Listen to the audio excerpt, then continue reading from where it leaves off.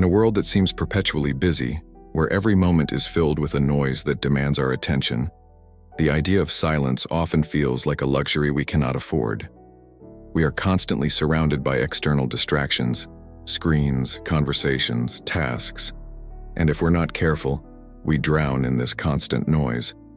But the silence Ramana Maharshi speaks of is not the absence of sound. It's something far more profound. Picture this. You're sitting in a room filled with loud, clattering noise, yet in the very center of it, there is a stillness that remains untouched. This is the silence Ramana described. It's the silence of the true self, the unchanging awareness that exists beneath the temporary noise of the mind. Maharshi understood that this kind of silence is not a luxury. It is a necessity for our inner peace. He often spoke of the mind as a storm, where thoughts arise and pass like waves on the ocean. In this storm we struggle, we suffer, and we become lost in the chaos of our own creation. But the storm is not the ocean itself. The ocean remains, even when the waves crash violently against it. And so too does your true self remain, untouched by the turbulence of your thoughts. The power of silence is not in avoiding the noise. It is in recognizing that beneath the noise, the quiet remains. Ramana's teachings encourage us to step back from the chaos of the world and enter into that inner stillness. But how do we do this? The first step is simple. We stop trying to change the world. We stop chasing after the distractions, the goals, and the desires that keep us from connecting with the essence of who we are. In this quiet space, we are invited to listen, not to the external world, but to our own internal voice. The external world will always be there, but it is only in the quiet of our minds that we can truly listen to our deepest truths. Maharshi often said that silence is the most powerful form of communication, and through silence, we begin to hear the whisper of our true nature. This isn't the silence of withdrawal or escapism. It's not about shutting yourself off from the world, but about being so deeply present that, in the presence of everything, you remain untouched by it. You see the world, hear the noise, but you are no longer lost in it. You realize that you are the observer of the noise, not the noise itself. And what happens when we allow ourselves this stillness? The first thing we notice is that we don't need to do anything to be at peace. We don't need to find the perfect meditation technique or retreat to a mountaintop. The peace is already within us, waiting to be recognized. In that stillness, all the layers of ego, of conditioning, and of self-judgment begin to fade. You begin to realize that peace is your natural state. It was never something to be attained. It was something to be uncovered. The more you sit in this silence, the more you realize that the very act of staying quiet is the key to the door that leads you to the truth of who you are. You are not your thoughts, your emotions, or your body. You are the silent awareness that observes it all, and in that awareness you find a sense of liberation, a release from the constant demands of the world. Consider this. What would happen if, for just a few moments, you allowed yourself to step outside of the storm of your thoughts? What if the noise didn't have to control you? The search for meaning is something that defines our human experience. We are constantly seeking success, love, identity, and purpose. We look for meaning in our careers, in our relationships, and in our possessions. Yet despite all of this searching, we often find that what we seek always eludes us. We acquire the job, the partner, the house, but something still feels missing.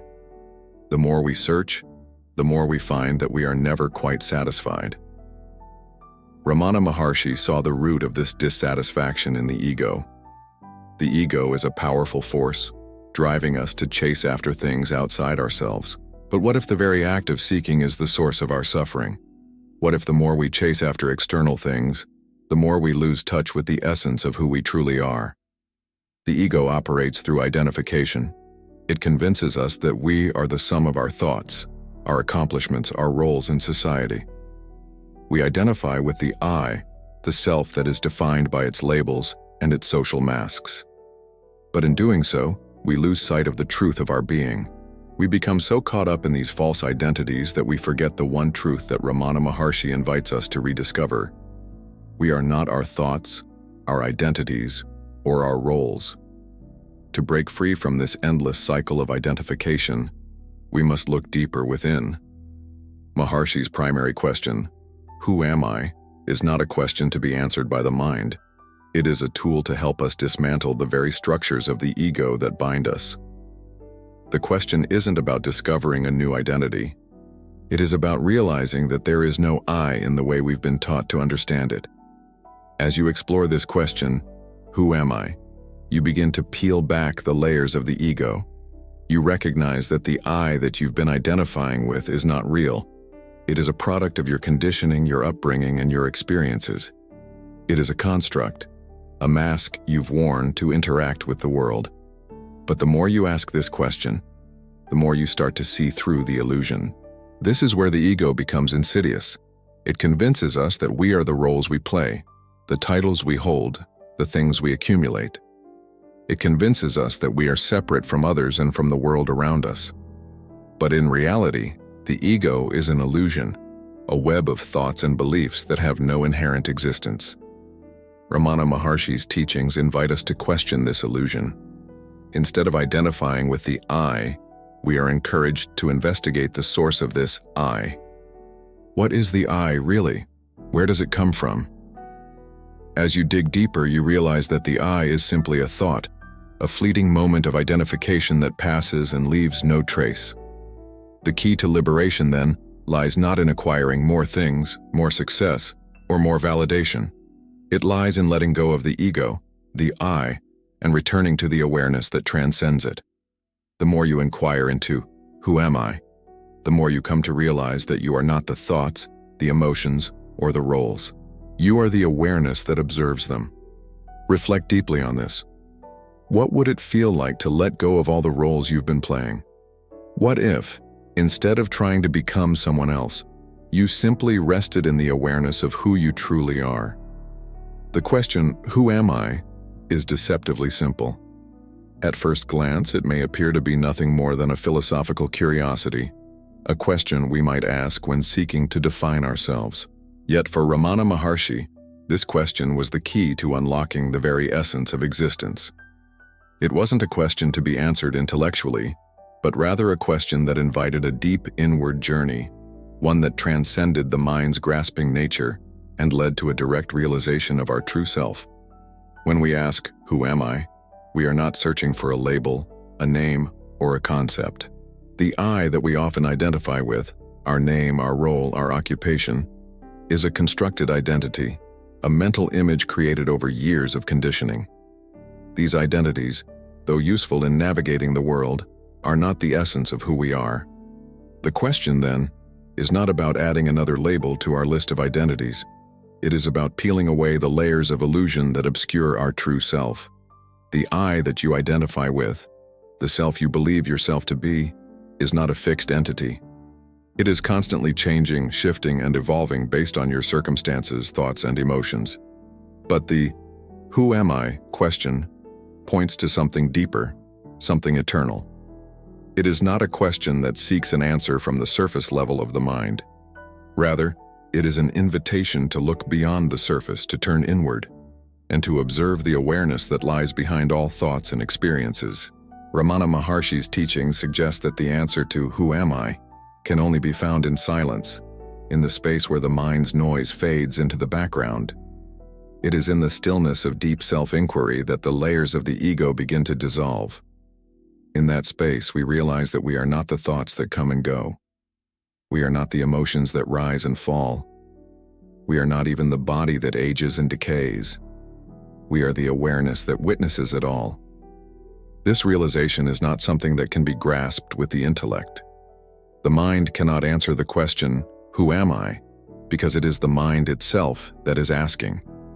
The question is meant to direct our attention inward, to turn our awareness toward the source of the I, the awareness that exists beyond thought. In that quiet space, we come to understand that we are not separate from the world. The separation we feel between ourselves and others, between the I and the you, is an illusion created by the mind. In truth, we are all one. We are the same awareness that pervades all of existence. The more we inquire into the question, the more we come to realize that the answer is not an intellectual discovery. It is an experiential truth. felt deeply in the silence of the heart. Maharshi encouraged us to sit with this question not as a mental puzzle, but as a meditation, a deep, silent inquiry into the nature of self. The answer is not something that can be articulated, for it transcends language. It is an experience of being, an experience of knowing oneself as pure awareness beyond the confines of the mind. So when you ask yourself, "Who am I?" don't look for an answer in the world. Don't seek to define yourself by your achievements, your relationships, or your external circumstances. Look inward, beyond the noise of your thoughts, and rest in the awareness that is always present, always still, and always untouched by the fluctuations of the mind. Reflect on this. What would happen if you stopped trying to define yourself by your roles and labels? What if you simply rested in the awareness that you are, at your core, the witness of all experiences? In our daily lives, the mind is rarely still. It is like a storm, constantly generating thoughts, judgments, desires, and anxieties. This ceaseless mental activity can often feel overwhelming, as though the mind is running a race with no finish line. We find ourselves caught in this whirlwind of thoughts, and the more we try to control it, the more it spirals out of control. The louder the storm becomes, the more we feel disconnected from our true self. But Ramana Maharshi teaches us that the mind, in all its noise, is not something to be conquered. It is not something we need to fight against. Rather, it is something we need to observe, without attachment, without judgment. By observing the mind, we disidentify with it. We recognize that we are not the thoughts that arise in the mind. We are the awareness that observes those thoughts. The mind, as Maharshi points out, is not our enemy. It is merely a tool that, when left unchecked, can lead us into confusion and suffering. The more we identify with the thoughts that pass through our minds, the more we become lost in them. We forget that we are the awareness behind the thoughts, the stillness that remains when the thoughts settle. How then do we silence the mind? It is not through force or suppression. Maharshi suggests a practice of self-inquiry, of gently turning our attention away from the thoughts and toward the source of those thoughts. Rather than trying to stop the flow of thoughts, we learn to observe them without getting involved.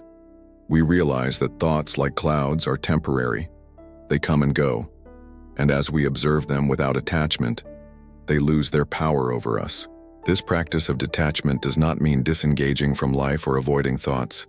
It simply means recognizing that we are not our thoughts. We are not our emotions. We are not the story the mind tells us about who we are. By observing the mind without judgment, we begin to disidentify with it, and in doing so, we experience a deep sense of inner peace. The stillness that we seek is always present, but it is obscured by the noise of the mind. The more we practice self-inquiry, and the more we observe the thoughts without attachment, the clearer this stillness becomes. It is as if we are peeling back layers of distraction to uncover the truth of our being, which has always been there, waiting for us to remember. Maharshi often said that true silence is the absence of mental noise, not the absence of sound. True silence is the peace that arises when the mind has been quieted, not by effort, but by the simple act of observing it. When we become the observer, we are no longer trapped in the storm. We are the stillness at its core. Ponder this. What would it be like to sit quietly, not fighting your thoughts, but simply watching them come and go like waves on the ocean? What if the stillness you seek is not outside of you, but already within? In the final stage of self-inquiry, we come to the realization that we are already free. This freedom is not something to be attained in the future, nor is it something that requires effort to achieve. It is a recognition of what has always been true. Our true nature is pure awareness, beyond the fluctuations of the mind, beyond the illusions of the ego. Ramana Maharshi's teachings are not about striving to become something else.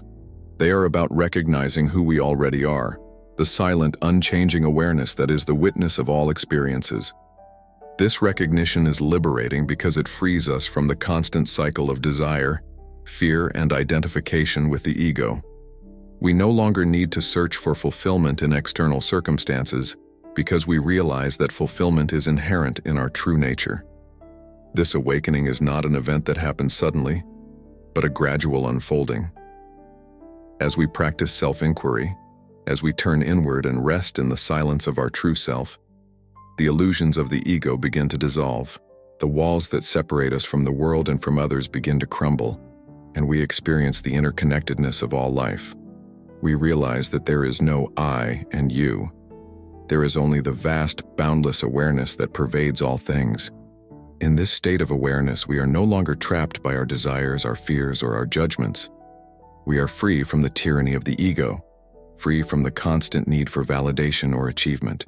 We are simply present, simply being, and in that presence we find the peace and fulfillment that we have been seeking all along. The more we stay in this quiet awareness, the more we experience life as it truly is, unfiltered, untainted by the projections of the mind. The world becomes a mirror, reflecting the true nature of our being. We no longer see the world through the lens of the ego, but through the lens of pure awareness. This is liberation, not as an attainment, but as a realization of what is already true. And it is in the quietude of self-inquiry, in the stillness that lies beneath the noise of the mind, that we awaken to this truth. Reflect on this. If liberation is not something to be achieved, but something to be recognized, what would it feel like to rest in the awareness that you are already free?